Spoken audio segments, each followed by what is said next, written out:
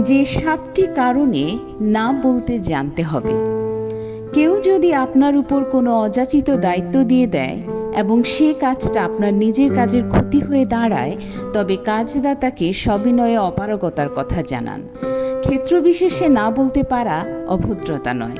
ধরুন কেউ আপনাকে কোনো কাজের দায়িত্ব দিলেন, সেটি আপনি সময় মতো না করে দিতে পারলে হয়তো তারও ক্ষতি হবে এবং সে ক্ষতির কথা তিনি কখনোই ভুলবেন না। আপনার কষ্টের কথা তো মনে রাখবেনই না। তাই বুঝে শুনে হ্যাঁ বলুন, নচেত বিনয়ের সাথে না বলাই শ্রেয়। ধরুন আপনি খুব ভালো সিভি তৈরি করে দিতে পারেন।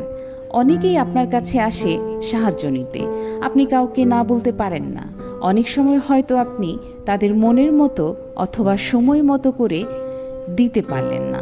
এতে আপনি উপকার করতে গিয়েও কারো বিরাগভাজন হয়ে যাবেন। তাই উপকার করার সময় নিজের সময়টাকেও মাথায় রাখবেন, নতুবা না বলতে শিখুন।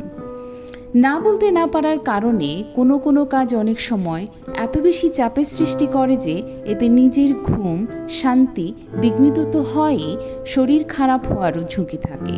যেহেতু আপনি ভালো মানুষ, তাই কাজটা না করে দিতে পারলে আপনার মনও সারাক্ষণ খুঁতখুত করতে থাকবে। তাই ভালো নয় কি সাহস করে বিনয়ের সাথে না বলা? সর্বোপরি হাজার উপকার করেও মানুষের কাছে ভালো হওয়া খুব কঠিন কাজ, বরং ক্ষেত্রবিশেষে উল্টো আপনার ভুল ধরবে। তাই প্রয়োজনে না বলতে শিখুন, অবশ্যই বিনয়ের সাথে। অযথা চাপ নিয়ে নিজের বা অপরের ক্ষতির কারণ না হওয়াই ভালো। নিজের সময়ের মূল্যটাও বুঝে নিন।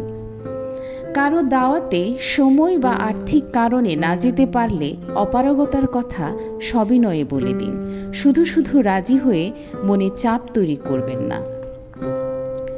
অন্যের উপকার করতে চাইলেও অনেক সময় হিতে বিপরীত হয়। সবাইকে খুশি করা সব সময় সহজ নয়, তাই বুঝে শুনে দায়িত্ব নিন।